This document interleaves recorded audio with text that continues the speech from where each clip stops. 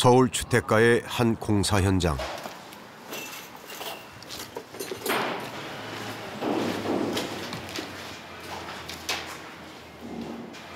네, 수고하십니다. 제가 살 집인데 좀 잘 좀 해주세요. 네. 미양 좀 잘 빼주세요. 네. 김용기 씨는 지난 20년 동안 살아온 집을 허물고 새 집을 짓는 중입니다. 천장이요. 그거 좀 결론 혹시 모르니까 좀 더 빼주시면 어때요? 아, 그걸 다 볼까요? 그러니까 이 부분 이런 부분들 혹시 모르니까 30점만 좀 빼서 결로 생겨버린 벨이거든. 30년간 건축 일을 해왔지만 자신의 집을 짓는 건 처음이라는 김용기 씨. 구석구석 신경 쓰는 모습이 조금은 들떠 보입니다. 이게 이제 우리 부부 공간. 이 집은 지금껏 고생해온 아내에게 선물하는 신혼집이랍니다. 다른 집보다 천장도 높게 만들었습니다. 집사람이 좋아하니까 여기에다가 영화를 볼 수 있는 시스템을 갖춰주려고 같이 볼 수 있는 공간을 여기 스크린하고 해서 좀 만들어 놓을 거예요. 우리만의 그 공간을 좀 만들어야겠다는 생각이 주된 목적이에요, 여기는. 사남매의 장남인 김용기 씨. 부모님을 모시고 살면서 동생들 뒷바라지까지 해준 아내에게 늘 미안한 마음입니다.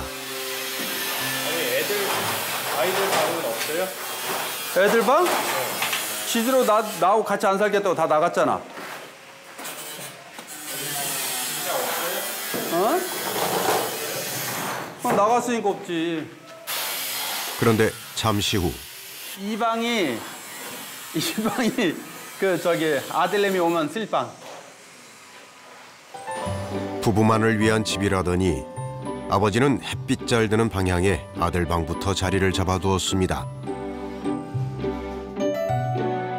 평생 가족의 집을 지키기 위해 살아왔던 아버지. 아버지의 집에는 치열했던 삶과 숱한 이야기들이 담겨 있습니다. 때로 그 이야기가 자녀들 입장에선 잘 이해되지 않기도 하지만 말입니다.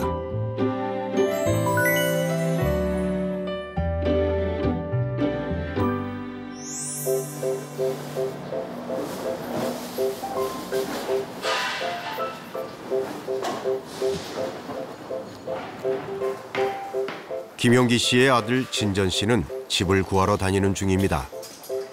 완공을 앞두고 있는 아버지의 집에 들어갈 생각은 없는 모양입니다.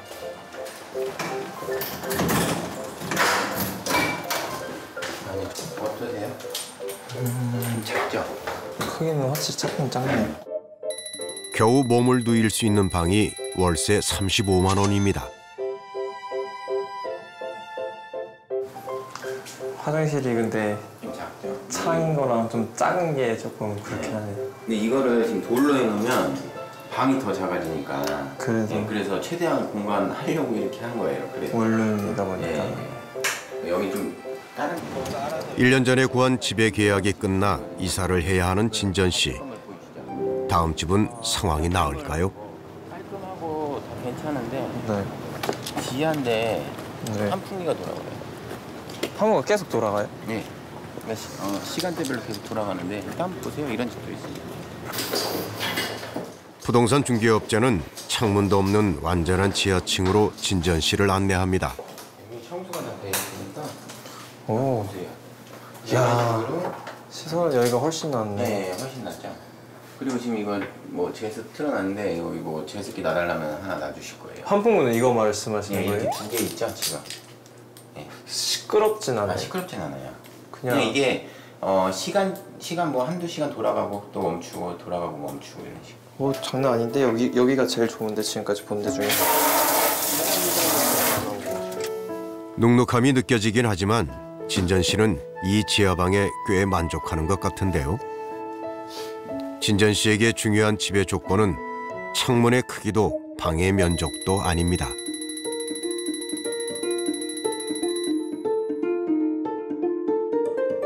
사실 사실 계기가 된 거는 그거예요. 아버지랑 부딪힌 게 싫어서. 제가 울었어요. 막 너무 대화하는 것 자체가 곤욕이다 보니까 해병대를 지원하면서도 아버지가 센지, 그러니까 집이 더 힘든지 군대가 더 힘든지 싶었는데 마음이 편한 데는 군대가 편하더라고요. 아버지로부터 독립해 처음 구한 지금의 집은 주차장 바로 옆에 현관이 있습니다. 어머니는 방까지 들어오는 차의 매연을 걱정했지만 진전 씨는 바퀴벌레만 아니라면 이 집도 꽤 만족스러웠습니다.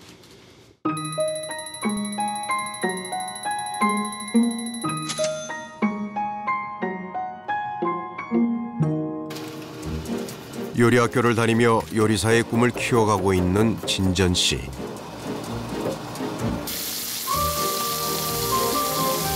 밥보다 자주 해먹는 게 알리오 올리오 파스타라고 합니다. 매달 47만 원의 월세와 생활비를 감당하려면 아르바이트를 열심히 해야 하지만 이곳은 진전 씨가 가장 편안해질 수 있는 집입니다. 집이라는 곳이 원래 편안해야 되고 세상에서 제일 좋은 곳이어야 되잖아요. 이제 아버지와의 마찰이 심할 때 집이 제일 들어가기 싫은 공간이 돼버린 거예요. 비 뭐 새지 않고 이런 데서 그냥 안전하게 지낼 수 있는 그런 공간이면 충분할 것 같아요. 뭐 이렇게 집을 더 높이 쌓아서 뭐 재산으로 이렇게 남기고 싶고 이런 마음은 별로 없어요. 가족의 보금자리이자 경제적 자산으로 여겨졌던 집에 대한 생각이 달라지고 있습니다. 현재 20, 30대인 청년들 중에는 가족이 아닌 개인의 공간, 내 개성을 반영할 수 있는 곳으로 집을 인식하는 경우가 많았습니다. 여름엔 덥고 겨울엔 춥다는 옥탑방도 상관없습니다.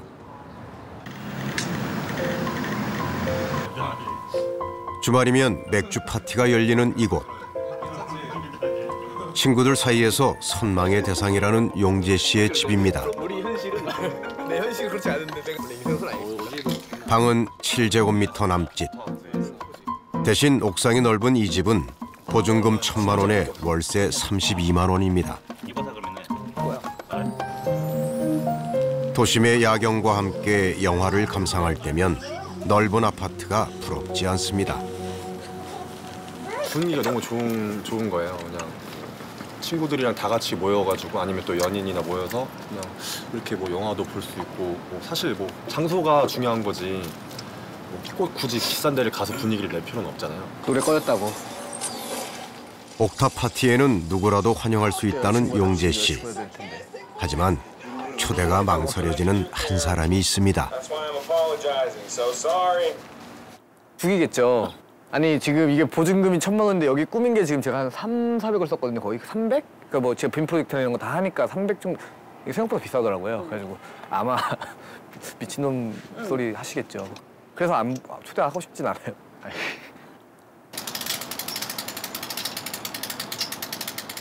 내 집도 아닌 월세집에 인조 잔디까지 깔며 돈 들인 걸 알게 되면 화부터 낼 거라는 아버지.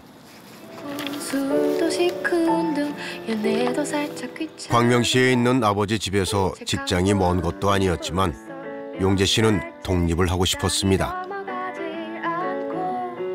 지금 뭐 네가 돈 쓰는 것보다 모아가지고 한 푼 두 푼 더 모아서 빨리 좋은 집 사고 뭐 안정된 차 사고 뭐 이런 거를 되게 원하시는데 그런 부분에 있어서 저랑은 안 맞았던 거죠. 삶의 패턴 자체가 부모님이랑 저랑 너무 다르다 보니까 좀 엉키는 부분들이 많이 있죠. 그래서 쓸데없는 오해들도 많이 생기고 이해를 못 해주시는 분들도 많이 있고 이러면은 서로 점점 감정의 골이 깊어질 수밖에 없으니까. 아버지와 아들은 왜 그렇게 서로를 이해하기 어려웠을까요? 안녕하세요. 가치관이 다른 아버지와 대화가 어렵다는 청년들이 용재 씨의 옥탑방을 찾았습니다. 안녕하세요. 안녕하세요. 이쪽으로 앉으시면 이쪽으로 앉으시면 되는 거예요? 잘 앉으시면 돼요. 아, 네. 반갑습니다. 재밌는 시간. 용재 씨는 손님들에게 방 구경부터 제안합니다. 깜짝 놀라실 수도 있으니까 진짜. 들어오세요. 들어오세요. 아 진짜다 이렇게. 진짜 2평이에요. 2평이라서 딱 잠만 잘 수 있어요. 화장실 이쪽이에요. 아, 네. 무슨 들어오셔야죠. 다 봤어요. 네. 집이에요. 그치? 여기 화장실이에요. 네. 굉장히 합리적으로 살고 있어요. 인정. 아, 네. 홀로서기 하며 마주친 현실이 만만했던 건 결코 아닙니다. 그럼에도 아들들이 아버지의 집에서 나오고 싶었던 이유는 뭘까요? 아버지가 되게 열심히 사셔가지고 성공하신 분이셔가지고 제가 노는 꼴을 못 봐요, 약간. 집에 있을 때는 좀 쉬기도 하고 그냥 알바 갈 때는 또 열심히 가고 집에서 좀 퍼즐로 잘 때는 퍼즐로 자고 이러는 건데 이제 아버지는 그걸 못 보시는 거죠. 이번에 결정적으로 어떤 게 터졌냐면 이제 동생이 결혼을 해요. 내년에. 저는 이제 나이가 30이니까 이제 결혼 나이가 아직 안 됐다고 생각해요, 저는. 솔직히 안 됐어요. 근데 저보고 이영재 네가 동생보다 결혼을 빨리 하지 않으면 동생 결혼 없다 이렇게 나온 거예요. 그래서 근데 그걸로 이제 되게 트러블이 많이 생겼고 이렇게 막 듣기도 싫고 더 이상 못 참겠다 싶어가지고 아니 근데 이거는 결혼은 진짜 강제로 한다고 할 수 있는 것도 아니고 맞아. 이제 얼마 전 추석 안 나면 가면 이제 아버지 이제 여자친구 있냐? 그렇지. 그걸 물어봐요. 그걸 왜 물어본지 모르겠어. 나는 지금 결혼 안 할 건데 지금 혼자 살 건데. 지금 좋은데. 집 너무 좋은데. 딱 그 패턴 있잖아요. 그 대사들, 그 대사. 부모님들 주옥 같은 대사들. 대사 있잖아. 주옥 같은 대사들. 왜 꾸준히 구용적인 수입에서 얼마를 저축하고 얼마에서 집을 사고 이런 이렇게 몇 살에 뭐 사고 몇 살에 결혼하고 해야 되는데 어떻게 그러냐 이렇게 하죠. 자녀 세대는 부모 세대보다 결혼을 덜 중요하게 여기는데요. 돈을 쓸 때도 사회적인 기준보다 내 만족이 중요합니다. 아버지는 되게 탐탁지 않게 생각하시죠, 사실은. 딱 표정 보면 알 수 있잖아요, 이게. 아니까 느낌이 있지. 말을 더 이제 안 하게 그런 부분에서는 이제 또 예민한 부분을 이제 피할 수 있는 저희 스킬이 생기잖아요, 이제. 눈치도 빨라지고 이러니까. 하다가 그렇지. 뭐 한 30만 원이면 15만 원이에요. 3만 원. 3만 원. 주워왔어요. 이렇게 얘기하고. 친구가 줬어요, 좀더 괜찮아. 저도 월세 막 속이고 살고 있거든요. 희망 갖고 그렇게 하느니 확실히 내가 할 수 있는 방법은 뭔가 싶어가지고 혹시 같이 사시는 형님은 마찰 없으세요? 저는 거의 제 생활 패턴이랑 아버지 생활 패턴이랑 겹치는 시간이 별로 없어서 애초에 만날 일을 별로 안 만들면 돼요. 저도 아버지를 피해 다녔었어요, 집에서. 어떻게 약간. 보면 그러니까 피해 다니는 걸 수도 있는데 아버지를 미워하는 게 아니라 그냥 안 맞는 게 너무 싫은 거예요. 같이 사는 동안에도 아버지를 피해 다녔다는 진전 씨지만 주말이 되면 가끔 부모님 집을 찾습니다.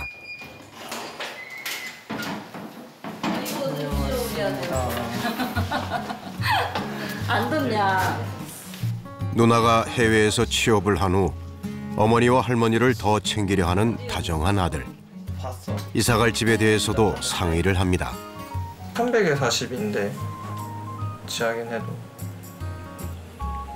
근데 지상으로 올라오니까 1500에 42로 바뀌어버렸죠. 그게 그렇게 쉽게 어머니와는 잘 되는 대화가 왜 아버지와는 어렵게만 할까요? 욕심 때문에 자기보다 더 잘 되기를 그렇겠죠. 거의 아빠들이. 근데 유난히 더 욕심 많은 거예요. 자수성가하는 스타일이에요. 본인이. 네. 어렵게 컸는데 그래도 너네는 이 정도는 해주는데 못하느냐 이런. 모처럼 집에 온 아들이 내심 반가운 아버지는 슬쩍 아들 옆에 가서 앉습니다. 아들에게 무슨 말을 건네는 게 좋을까요? 너는 왜 그 저거를 쿠션을 못 살겠냐? 맨날 그러고 앉았어. 원래 맨날 그렇게 앉는 게 습관이었다고. 옛날부터. 그 저기 말고 아르바이트 그거 말고 또 운동하는 건 있냐?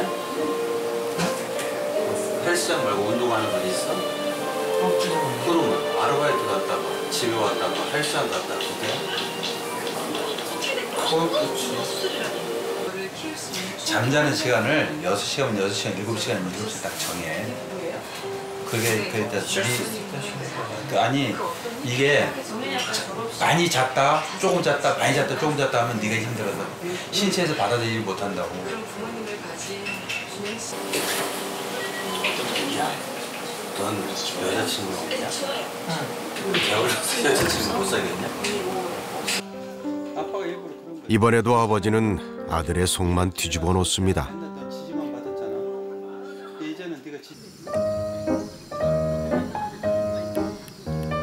가족의 안정적인 삶을 지켜줄 내 집을 장만하기 위해 그저 열심히 달려왔습니다. 그런데 자식들은 나만큼 치열하게 살지 않는 것 같습니다. 2개 있어 맞아요. 그런데 이거 더 필요가 없다니까. 자녀와의 소통에 답답함을 느끼는 건 김영기 씨뿐일까요? 베이비붐 세대인 5명의 아버지가 만났습니다.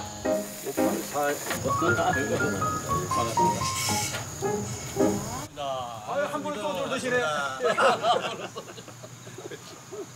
맛있게 드십시오. 제일 젊어 보이지 않습니까? 55년 산다. 제일 젊어 보이네. 아니, 저보다 훨씬 젊어 보이세요. 그러니까. 보기에는 제가 제일 나이가 많이 먹어요. 좀 그렇긴 해요. 네. 자, 한잔 합시다. 술이 술술로 뭐가 술인데. 아유, 반갑습니다. 고생 많이 하셨습니다. 아유. 잠시 후 아버지들은 답답한 심정을 토로하기 시작합니다. 월세 47만 원짜리 살더라고. 얘 겁 없이. 우린 살아봤으니까 알잖아요. 47만 원이라는 월세가 얼마나 큰가를. 1년 살았어 마침. 지 집도 아닌데 몇백만 원, 몇천만 원 쳐발라가지고 제발 내 새끼 아니었으면 좋겠다는 생각해야지. 그건. 저희 집에 문제거리가 하나 있어요. 둘째 놈이 지금 뭐 직장을 다니는데 한 달에 200만 원 받아요. 근데 외제차를 사고 싶다는 거예요. 지금 아이들 그 무슨 외제차야 인마 저 정차 사고 싶으면 그 RV 요즘 싼 거 많이 나오는 뭐 이런 거 사라. 아니래 자기는 꼭 사야 되는데 나는 딱 그런 거 살려면 안 사고 그냥 버스 타고 다니고 내가 딱 올해 말쯤 딱 가서 외제차 내가 이 정도는 나 타고 다닌다고 막 이러는 거야. 요새 뭐 요로족이니 막 이런 사람들이 있잖아요. 앞으로 차차 후에 생각도 할 줄 알아야 되잖아요. 근데 그게 좀 결핍된 것 같아요. 그러면 향후에를 생각한다면은 지금 저축의 필요성도 알고 그리고 안정된 집이 필요하다는 것도 알고 이러겠는데 결혼하고 그러려면 이거 돈 착실히 모아야지 했더니 난 결혼 안 한대요. 애도 안 낳고 결혼도 안 하고 그러니까 나 하고 싶은 거 그렇게 말하니까 답답한 게 이거는 왜 애 안 낳아? 나는 나 같은 자식 낳을까 봐 안 낳아요. 이렇게 말하면 할 말이 없어요. 어차피 은 선생님의 그 아드님 못 이겨요. 예, 아니 먼저 이제 집을 나가는 걸 못 나가게 했더니 아니요. 차 사는 거는 자기가 사겠다는 거예요. 이제. 아니요, 나가게 하세요. 아니, 집 나가라고 해요. 아이들은 아이들의 가치 기준이 있고 우리는 우리 기준이. 우리는 어렵고 집 없이 살다 보니까 집 하나 장만하는 게 행복한 거예요. 집 제일 빨리 만들려고 그렇지? 그렇게 해서 달려가는 거고. 이 아버지들은 한국 전쟁 직후 인구가 급증할 때 태어난 이른바 베이비 부모입니다. 1960년에는 한 해 출생 인구가 100만 명을 넘어섰는데요. 학교에선 한 반 60명은 기본, 80명이 함께 공부하기도 했습니다. 개띠인 58년생으로 대표되는 이들은 일명 한강의 기적이라 불리는 경제 성장의 주체가 됩니다.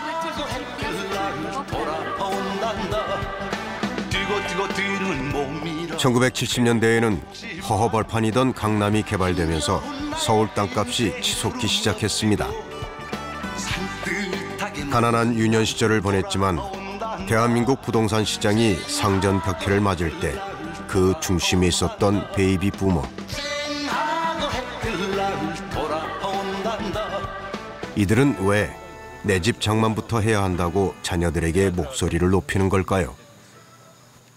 대출을 받아서 이제 그걸 집세를 올려주면은 그 인연이 또 금방 와요. 그건 대출 갚을 때 되면은 또 올라가고 전세 한 번 연장만 돼도 그날은 발을 뻗고 자요. 그 심정 이해할 거예요. 한 번 연장만 돼도. 그래서 이제 그 연장하기까지는 굉장히 집사 노릇을 해야 돼요. 집사가 뭔지 아시죠? 집안일 다 하는 거. 그거 하면 집안일을 다 도와줘야 돼. 왜? 잘 보여야 연장되니까. 옛날에는 연립지면은 그 난간 같은데 이제 이게 물길이 만들잖아요. 그러면 거기 이물이 끼잖아요. 쓰레기가. 줘야지. 그럼 쳐야 되는데 그 난간 나가서 지어야 되는데. 다 맞아야지. 무섭잖아요. 이거 3층에서 떨어지면 무서운데도 가장이니까. 이사 연장 한 번에 해야 돼. 처절함이죠. 그거는 진짜.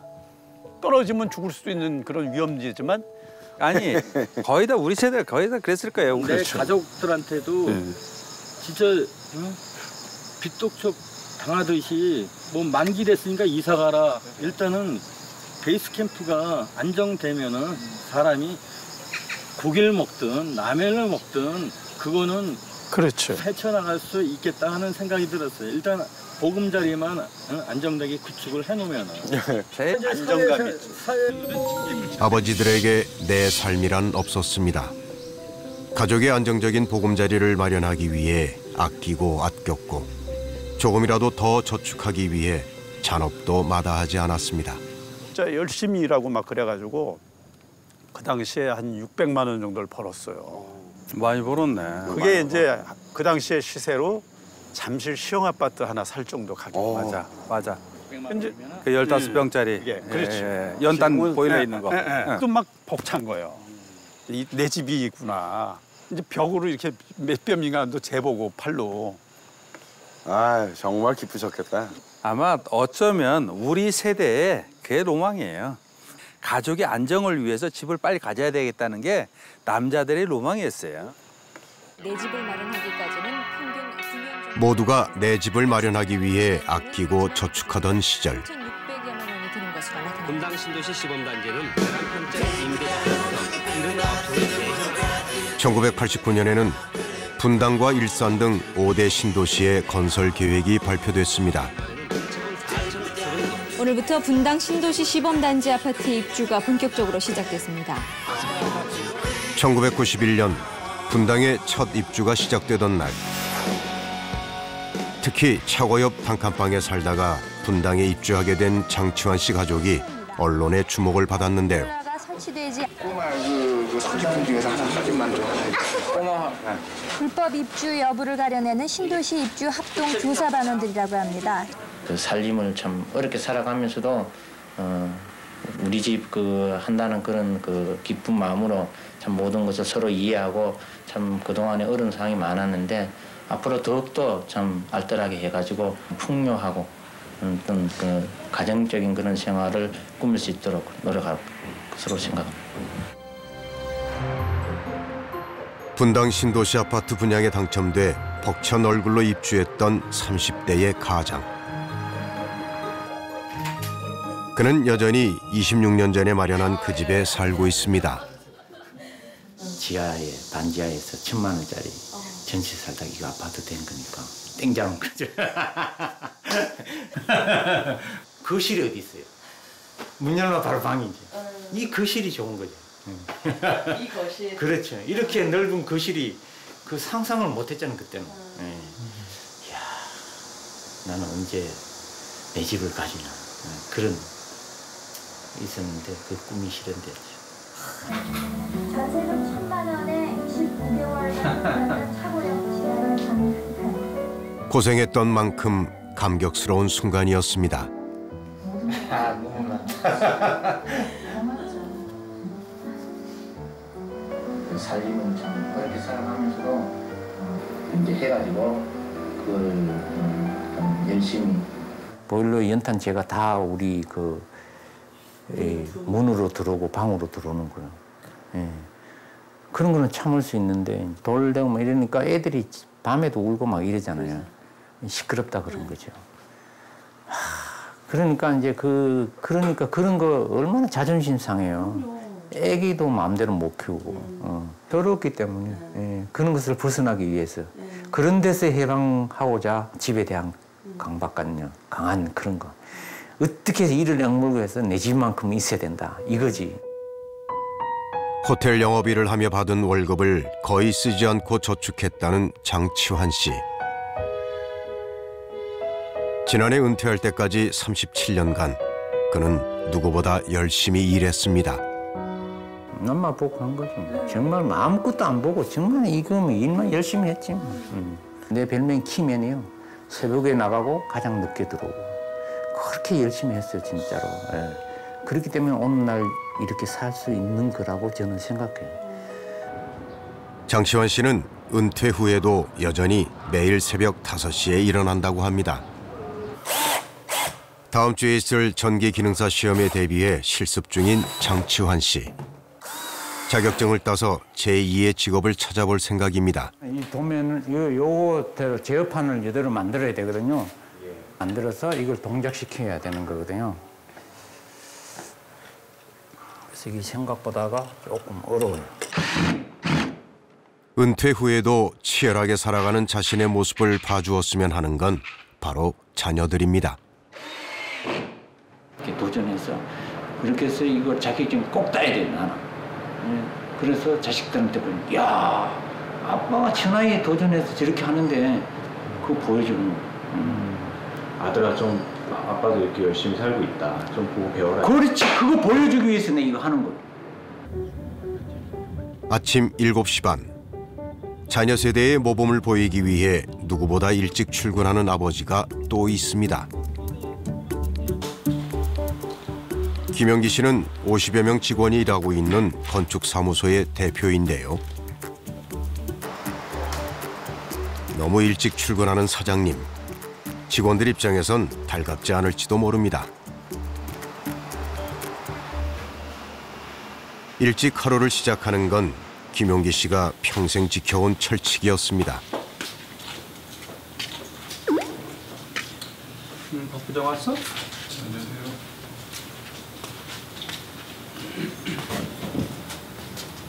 저는 원래 출근을 일찍 해요. 저는 그리고 항상 문을 열어놔요. 화장실에? 예. 그래서 좀 부지런해야 되고 남보다 좀 더 빨리 시작하면 훨씬 편안하다. 그걸 내가 많이 느껴요. 그래서 그랬어요. 저는 그 접수 후 2주. 그러나 자신이 믿어온 원칙들을 얘기하다 보면 젊은 직원들과 부딪힐 때가 많았습니다. 하나 있냐? 김영기 씨는 더 이상 직원들의 회의에 참석하지 않습니다. 회의가 끝나면 진행 상황을 보고만 받습니다. 환갑의 사장님에게 젊은 직원들과의 소통은 어려운 문제입니다. 오랫동안 아마 생각을 좀 하셨던 것 같아요.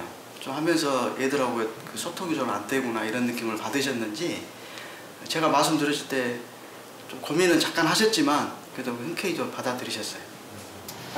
30년 전 46만 원을 가지고 김용기 씨 혼자 시작했다는 회사는 건축 적산 분야에서 국내 2위 기업으로 성장했습니다. 사장님은 성공적으로 회사를 이끈 노하우를 자꾸 얘기해주고 싶습니다. 대표님이 직원들한테 얘기를 못하니까요. 답답하시는지 프린트 받으셔가지고 이렇게 붙여놓으시는 거예요.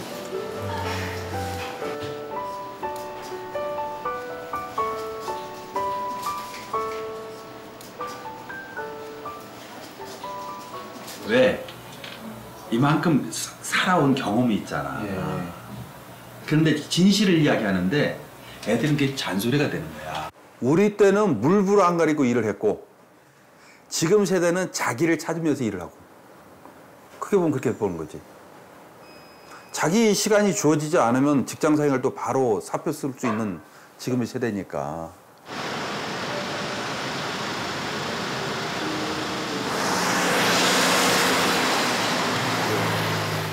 평생 직장은 이제 옛말이 되어버린 걸까요? 3년을 다니던 굴지의 국내 전자회사에서 지난해 퇴사한 진호 씨. 지금은 친구와 함께 푸드트럭을 운영하고 있습니다.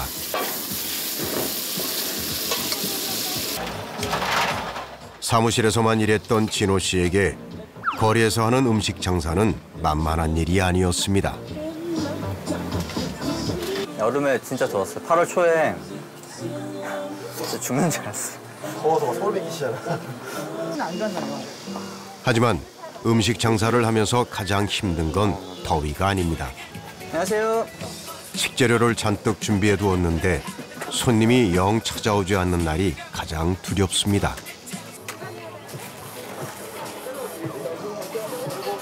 불고기 비빔국수 하나요. 7,000원 결제 넣어드리겠습니다. 영수증 필요하신가요? 카드 받으시고요. 다행히 오늘은 다른 날보다 꽤 많은 손님이 진호 씨네 푸드트럭을 찾아주었습니다. 바쁘네. 그 퇴사하고 그 회사를 나온 것 자체에 대한 후회는 없어요. 비빔국수가 덜 팔려도 후회는 없나요? 비빔국수 많이 팔아야 됩니다. 비빔국수 많이 팔아야 돼요. 진호 씨가 네로라 하는 대기업을 그만두고 이 작은 공간을 일터로 선택한 이유는 뭘까요? 일찍 퇴근할 수 있는 것도 아닌데 말입니다. 영수 안 되겠네. 영수. 맨날 야근 맨날 하고 막 사람들이 지나고 퇴근하는 거 한 명씩 보면서 한마디씩 맨날 하고 가고 퇴근 안 하냐고 쓰러진다고 막 그런 얘기도 막 하고. 진짜 열심히 일을 했네요. 열심히 했어. 근데 그때는 꾸역꾸역 했거든요. 진짜 꾸역꾸역 해가지고 너가 좋아하는 일이 뭐야? 라고 스스로 물어봤을 때 대답을 할 수 없는 게 약간 좀 비참했어요. 그게. 저 스스로한테 너무 미안했고 꾸역꾸역 버티듯 하는 일이 아니라 즐겁게 할 수 있는 일을 찾고 싶었던 진호 씨.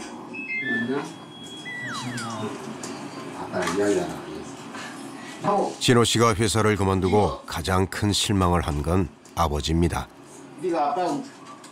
퇴사한 지 벌써 1년. 진호 씨는 푸드트럭 얘기도 아직 정말 하고 싶은 일을 찾지 못했다는 얘기도 아버지에게 하지 못했습니다. 그런데 인생은 다 거기서 거기야. 살아가는 게. 자기 직업에 만족하고 사는 사람이 누가 있냐. 대통령도 직업에 만족 안 하거든. 대통령 만족하면서 하는 사람이 아니야. 아빠도 한때는 꿈이 있어지 사실은.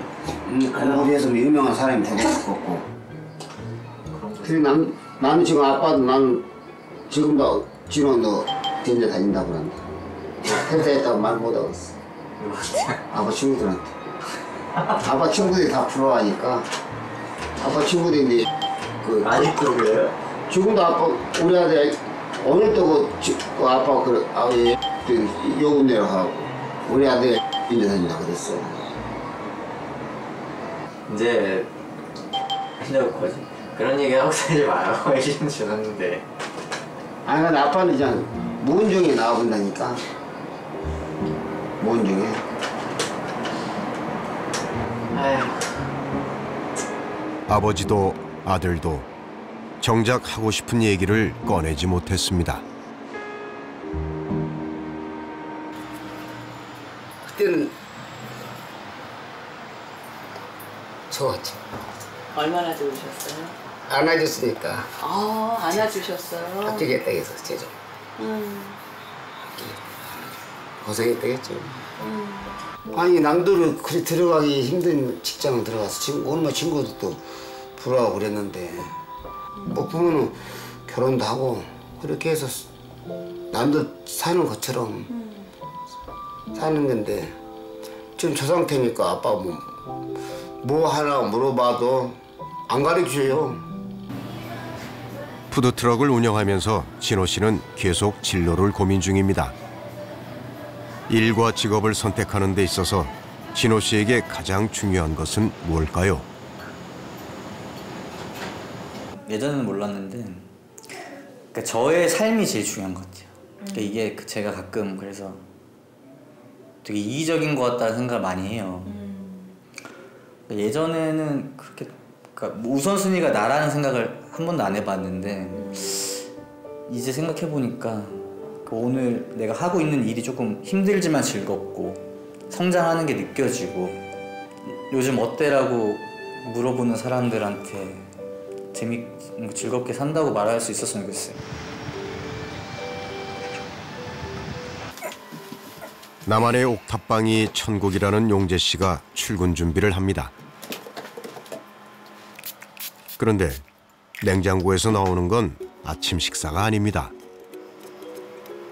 피부 관리 좀 열심히 하느라고 좀 많이 바르는 편. 때에 따라 좀 다른데 한 6, 7개 정도. 화장품이 너무 더우면은 안 좋다 그래가지고 시원하게 보관하고 있어요.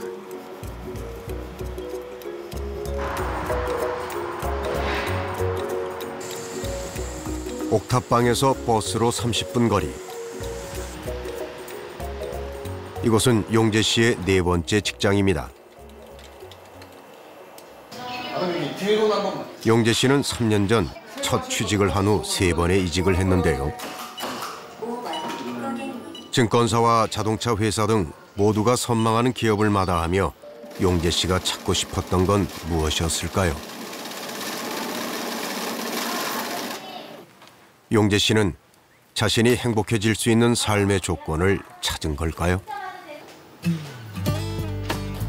수고하셨습니다. 네. 용재 씨는 보통 6시면 퇴근을 합니다. 계세요. 네. 이전 직장에서는 꿈도 꿀 수 없는 일입니다. 막내가 일찍 제일 먼저 퇴근해도 되는 거예요? 아 이게 저희가 좀 원래 좀 일찍 끝나면 일찍 가도 되고 이래가지고 금요일이라서 좀 더 일찍 끝난 것도 있어요. 이제 타야 되는데. 탈까요? 탈 수 있나? 용재 씨가 퇴근을 서두른 데는 이유가 있습니다. 한 달에 한 번씩은 책을 읽고 그다음에 그 책을 읽은 다음에 어디 여행 떠나고 싶다 이런 여행지를 정해가지고 이제 한 달에 한 번씩 여행 떠나고 있습니다. 용재 씨가 옷까지 갈아입고 향한 곳은 직접 만든 독서 여행 모임입니다. 일단은 그걸 알 때까지는 생존을 확실히 보장해주고 이전 직장에서는 불가능했던 시간. 오늘 제일 준비 많이 온 서진. 용재 씨에겐 사람들과 교류하며 삶의 여유를 느낄 수 있는 시간이 직장을 그만둘 만큼 중요했습니다. 되게 많이 참았죠. 참고 해봐야겠다 생각을 했는데 결과적으로 제 라이프 스타일이 아예 붕괴되고 제가 좋아하는 여행도 갈 수 없고 이렇게 내가 얼마나 더 일해야 될지도 모르겠고 사실 젊은 나이가 가장 중요한데 지금 이렇게 쇠 빠지게 고생해가지고 나중에 미래에 내가 편할 수 있다 그런 보장이 있어도 싫은데 보장도 없고 아 진짜 내 자신이 아예 없어지는 그런 느낌이 너무 싫었어요. 그러니까 뭐 완전 나를 잃어버리겠구나 생각이 들어서 이건 아니겠다 싶었죠. 주말, 용재 씨는 친구들과 마라톤 대회에 참가했습니다. 베이비 부머의 자녀 세대는 일명 에코 부머라고 불립니다. 부모 세대보다 풍요롭게 성장한 에코 부머는 자기 만족의 욕구가 높다고 하는데요. 베이비 부머가 미래를 준비하며 살았다면 에코 부머에겐 현재가 중요합니다.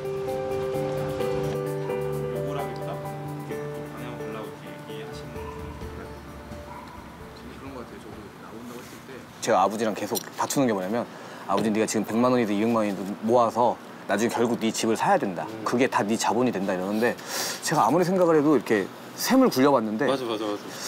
내가 과연 서울에 있는 아파트를 살 수 있을까? 노답이야. 이게 노답. 약간 답이 없어. 그렇죠. 폭포 생기지. 만약에 금융 쪽에 계신 분이 이런 얘기가 더 신뢰가 가는 것 같아. 그러면은 나도 내 살 길 찾아야지. 나는 그러면은 지금 돈 열심히 200만 원씩 모아가지고 나중에 집을 사는 거 말도 안 되는 막연한 미래를 투자하느니 지금 내가 200만 원을 나한테 쓰면 너무 행복하거든. 미래에 갖지 못하는 행복이야. 200만 원 모아서 나중에 그게 2,400만 원이 됐어. 그리고 2억 4천이 됐어. 그때 아무리 행복해봤자 필요가 없어. 지금 안 행복한데 그러면 200만 원 모으느라고 지금 너무 불행해. 그런 것보다는 저희가 집을 산다고 하면 20살 때부터 뭐 월급 한 300 받고 이래도 얼마씩 모아야 몇 살에 집을 살 수 있죠? 한 40. 얼마짜리 집을 살 건데? 그렇게 못 사죠. 그러니까 내가 벌어서 집은 절대 못 사고 은행에 빚을 빚을 져든가 아니면 사업을 해서 대박을 치든가. 그냥 로또. 아니면 또 딴 방법이 있나? 자녀 세대가 내일보다 오늘에 더 집중하게 된 데는 녹록치 않은 현실도 한 몫을 한 것인지 모릅니다.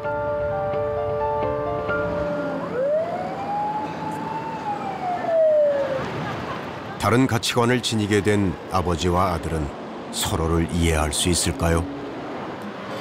그동안 그러니까 퇴사하고 1년 동안 어떻게 지냈는지를 원래 아버지가 전혀 모르고 계시는 상태인데 1년 동안 뭘 여러 가지를 하긴 했는데 그게 과연 부모님이 뭐 납득을 하실지는 잘 모르겠어요. 근데 뭐 덜컥 회사를 그만둔 아들을 바라보며 마음 졸였을 아버지에게 진호 씨가 먼저 데이트 신청을 했습니다. 뭐 이야기를 해야 그동안 내가 뭐하고 있는지 말씀을 하나도 안 드렸잖아요. 그래도 아빠가 궁금하니까 나도 니한테 이제 말도 못하고 아빠는 그런 거 누구 이제 그 예를 들어서 괜히 누구 뭐식 해놓고 기죽인다고 그럴까 괜히 신경 써서 그럴까 봐 아빠는 그동안 친구랑 뭐 하고 있는 게 있었어요. 친구랑 하고 있는 게 뭐였는데? 친구랑 푸드트럭 하고 있었어요. 푸드트럭? 네. 그러니까 내가 처음으로 거리에서 음식을 팔고 있다는 아들. 아들이 다시 직장을 구하고 있는 줄 알았던 아버지는 속이 탑니다. 그러면 이제 아빠 이런 푸드트럭 하면 안 나죠. 아빠 나는 아빠 기절하겠다요. 절대 안 되는 거야. 그리고 이 사업은 잘 해보려고 했었어요. 일종의 사업인데 되게 열심히 했어요. 사업인데 그거는 절대 안 돼. 노야 절대 안 돼. 하지 마. 푸드트럭은 일단은 나는 여기까지 하는 걸로 얘기를 했어요, 친구랑. 그러면 이제 너는 이제 그거 접으면 뭘 계획하고? 지금 제가 관심 있던 분야로 전직을 할지 아니면 그냥 기존 경력을 살릴지 고민을 되게 많이 했어요. 근데 관심 있는 분야가 근데 마케팅 쪽이거든요. 그 마케팅 그것은 그것도 대기업 많이 되냐? 뭐 그쪽 분야가 뭐 대학에서 공학을 전공한 아들. 아들은 퇴직 1년 만에 분야가 전혀 다른 마케팅 공부를 해보고 싶다고 합니다. 아들이 찾은 새 꿈을 응원해주고 싶으면서도 한편으로는 걱정이 앞섭니다. 아빠가 왜 네 마음을 모르겠냐? 아빠는 하도 고생을 해서 그런 이야기가 물으려고 그래.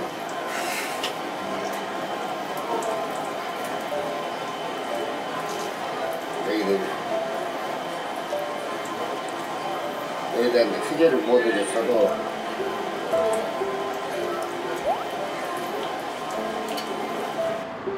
음식 장사를 비롯해 여러 번 사업 실패를 경험했던 아버지. 당신이 걸어온 고생스러운 길을 아들은 걷지 않았으면 합니다. 아버지들의 마음은 다 같을 겁니다. 내가 걸려 넘어졌던 돌부리를 피하라고 그렇게 잔소리를 하는 건지도 모르겠습니다. 진짜 힘을 쏟아야 될 시기에 방황한다는 거는 부모로서는 상당히 가슴 아픈 일이라고요. 물론 이제 실패도 용납이 돼가지고 그걸 이제 인정을 해주면 좋겠지만은 사실 대한민국 사회가 실패하는 사람한테 너그럽지가 못해요. 막말로 젊은 애들 그래 좌충우돌 뛰어다니면서 나 이것도 해보고 저것도 해보겠어요. 하게 되면 빚도 오면 안 주면은 신용불량자가 되는데 부모이기 때문에 살아온 그 경험을 바탕으로 해가지고 그래도 돌다리로 두들겨 가면서 이 길로 가는 게 좀 낫지 않겠느냐 이렇게 이제 어드바이스를 해주고 조언을 해주는 건데 이게 왜 그러냐면 우리가 어려운 시절을 살다 왔잖아요. 응? 사실 어려운 시절을 살다 보니까 살면서 갖가지 함정이 많았어요. 그러니까 아이들은 그런 어려움에 겪지 말고 그렇죠. 욕심. 그래 맞아요. 이제 이런 마음에 아까 형광 씨가 사랑스러운 마음 때문에 내 아이 그러니까 좀 어떻게 알아들어야 돼. 잘 좀 됐으면 하는 마음인데 그렇게 말하면 그때하고 지금하고 비교가 안 되는 거죠. 아버지들도 세상이 달라졌음을 알고 있습니다. 달라진 오늘을 살고 있는 자녀를 좀 더 이해해보고도 싶습니다. 우리 세대는 내일을 살았어요. 내일을 위해서 저축을 해야 되고 뭐하고 지금의 세대는 지금 살아요. 지금. 내일이 아니고 오늘 행복해야 돼요. 그건 맞죠. 믿어줘야 해야 되는데 애를 내가 믿어주지 못한 게 거기에 문제가 있다고 생각을 해요. 근데 아들 내면 나하고 완전히 남이 돼버리더라고. 그래서 이놈 군대 갔을 때 내가 얘한테 잘못됐다고 편지를 썼어요. 일부러 타이핑을 안 치고 손편지를 썼어요. 그럼 조금씩 가까워졌는데 지금 이제 많이 가까워졌어요. 아직도 열이라면 한 4 정도 왔는데 열이라면 이제 겨우 4 정도 가까워졌다는 아들. 진전 씨가 이사를 하는 날입니다. 누구세요? 아이고 엄마 오기 전에 다 끝내려고 했는데 좀 남았어. 웬 살림 이렇게 많디야? 진전 씨가 구조 요청을 한 건 어머니입니다. 야 엄마 차에 안 되겠다. 아니야 다 들어가고 있어. 이래저래 힘쓸 일이 많은데 어머니는 생각나는 사람이 있습니다. 도와줬으면 좋죠. 아빠가 이런 거 잘하는데. 하지만 몸이 힘들더라도 아들은 마음이 편하고 싶습니다. 그냥 아빠 없는 게 이사할 때는 더 편한 것 같아요. 아빠 안 계시는데. 아버지 계시면은 이거는 저기다 놔라, 저거는 여기다 놔라 이렇게 말씀을 많이 하셔가지고.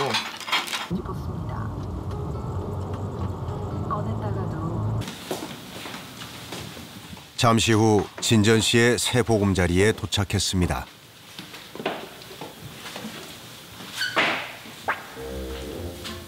이게 다예요? 왜요? 왜요? 너무 좁아서. 이거 원룸 맞아요? 생각보다 너무 좁네. 극구 반대해서 지하방에 가는 것은 말렸지만 아들이 결국 선택한 집도 어머니 마음엔 내키지 않습니다. 하나도 안 넓네. 하지만 그날 밤 놀라지 마. 절대 놀라지 마. 왜? 너 냉장고 커졌다. 야, 집 업그레이드 얼마나 했는데 이거. 괜찮겠지? 그러니까 볼 수 있겠지? 와, 이 정도면 충분히 자지, 잠을. 야, 지난번보다 더 자긴 쉽겠구만. 잠자기는 위에 걸 다 없애서 넓네. 어머니의 걱정과 달리 진전 씨에겐 이 방이 좁지 않은 모양입니다.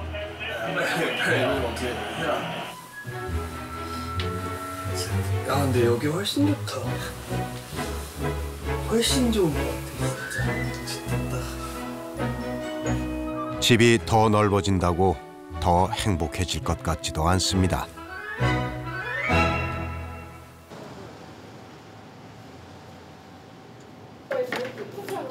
김용기 씨는 요리를 배우기 시작했습니다.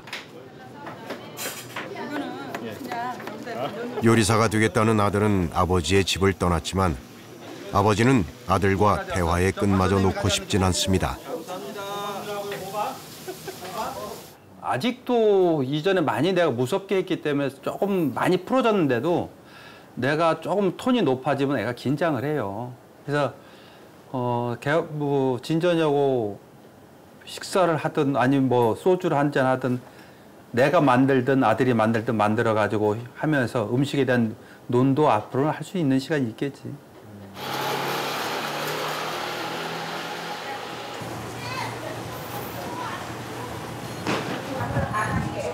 김용기 씨가 아들의 새 집을 찾았습니다. 보러 가야지 그래도.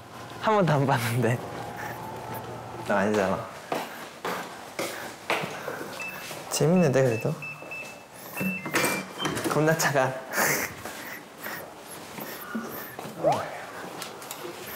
그래도 저번보다는 되게 넓은 편인데 그래도. 뭐야, 좀 조심하지. 너 제법 깨끗하게 하고 살지 않아 그래도 이 정도면? 비좁은 주방에 나란히 선 아버지와 아들. 아버지는 최근 열심히 배운 요리 실력을 뽐내봅니다. 평범한 그 아빠의 이 양념 만드는 손목 스냅이 좀 괜찮지 않냐? 자신감 있어?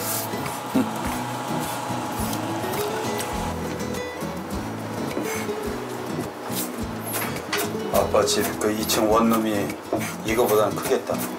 원룸은 왜 만들었대? 너 같은 애를 받으려고. 그렇잖아. 참 진짜 오래간만에 아들하고 먹네. 그러게 우리. 감정적인 싸움을 하게 될까봐 술 한잔 하기도 쉽지 않았다는 부자. 많이 쓴다. 써? 난 아들하고 완전 다른데? 옳은 길로 자식을 이끄는 게 부모의 책임이라 믿었는데 자식에겐 또 다른 세상이 있다는 걸 알지 못했습니다. 아빠가 이제 부족한 게 너희들 이야기를 많이 들어주지 못하는 게 그것도 부족했지. 아빠 성격 센 거하고 뻔히 다들 세상 사람이었는데. 그렇게 하면은 지금까지 못 살았을지도 몰라. 맞아. 그러니까 우리가 그냥 솔직히 아빠랑 나랑 성격 차이가 많이 나요. 그래서 근데 다른 너 술이 없어? 그런데 어쩌면 네가 아빠 닮아서 그래. 그럴 수 있고.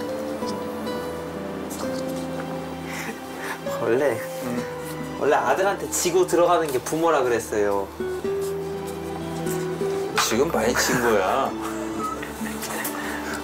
어? 왜냐면 품떠난 자식이라 했지만 아버지는 새로 짓는 집에서 아들도 함께 살았으면 싶은 마음을 지울 수가 없습니다. 내가 기다려줘야지. 안 들어오면은 우리 옷방 쓰고. 안 들어가.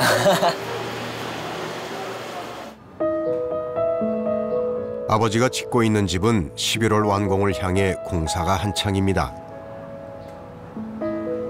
아버지는 부부만의 신혼집을 짓겠다며 큰소리쳤지만 모든 식구들의 방이 마련돼 있습니다. 이 지금 짓고 계신 집에 방이 있잖아요. 있지. 그 어떤 의미인가? 올 때까지 기다리는 거지 뭐. 우리 아버지도 그랬어요. 저희 아버지도. 내 사랑이다. 아버지는 외 사랑이 아니고 내 사랑이라고 그랬어요. 속마음하고 표현하고 틀린 건 맞아요. 그건 맞다고. 아들이 모르죠. 어떻게 알겠어요? 그거를? 우리 PD는 알아요? 맨날 야단치는 것만 열받지? 어? 그렇다고. 다는 아닐지 몰라도 아들들 역시 아버지의 마음을 모르는 건 아닙니다. 저는 아버지랑 이게 완벽하게 풀리는 때가 언젠지 그게 궁금하기는 해요, 솔직히. 네, 그 아버지가 완강하게 얘기를 하잖아요. 근데 그렇게 아빠 입장에서 보면은 우리도 그렇게 완강하지 않아요? 그쵸. 다른 사람들이 저희 아버지 만나면 되게 젠틀하고 괜찮은 사람이라고 많이들 말을 해요. 저도 그렇게 생각을 하고요. 근데 이제 아버지와 아들로 만들어서 조금 힘든 거지. 모든 게 몰리는 날 있잖아요. 힘들고 정말 다 몰리는 날이 있잖아요. 막 뭐 서러워 죽겠는 날. 사람도 다치고 딱 갑자기 들은 생각이 저는 아버지 생각이 나더라고요. 와, 이 아저씨는 어떻게 지금 40년을 이렇게 살았지? 이거 뭔지 알아? 잠이 안 와서 아버지 생각이 들어가지고 괜히 근데 너무 대단하시고 그 슈퍼맨이란 말이 있잖아요. 30년 세월을 슈퍼맨으로 살아온 아버지들은 다시 자식 걱정입니다. 결혼을 한다고 하니까 제가 이제 그게 이제 이거 집을 어떻게 해야 되나. 전세도 2억 이상이에요. 2억 이상이죠. 이라고 이제 고민한 거 제가. 2억도 빌라야. 그렇지. 우리 친구들이 날 보면 뭐라 하냐면 별명이 곡거지야, 곡거지. 어? 너는 아들 셋 결혼시키는 순간에 거지가 된다 이거야. 아들 셋이 안 했어요. 그렇죠. 집은 제가 생각하기에는 팔아가지고 집사람하고 저는 이제 조그만 걸로 하고 요거를 이제 뭐 아들놈 결혼할 때 조금 집을 빼서 해주자니 지금 선생님 댁에는 집이라도 좋지. 나는 그냥 그 동네에 그냥 많은 아파트 중에 하나인데 빼줄 것도 없어. 이게 문제야. 보태주는 걸로 우리는 복양해야 돼요. 자식한테 패줘야 돼요. 이거 어떡하냐. 어쩔 수가 없는 거죠. 에이, 불쌍한 예를 들면 베이비. 월세 살고 전세거리라도 있으면 아들이 도통 이해되지 않는다던 아버지들은 결국 아들의 집장만을 어떻게 해줘야 하나 고민을 나누느라 대화를 쉽게 끝내지 못합니다. 편하게 먹을 수가 없어요. 비슷하면서도 조금은 다른 행복을 담고 싶어하는 두 개의 집. 우리에겐 좀 더 많은 대화가 필요한 건지도 모르겠습니다.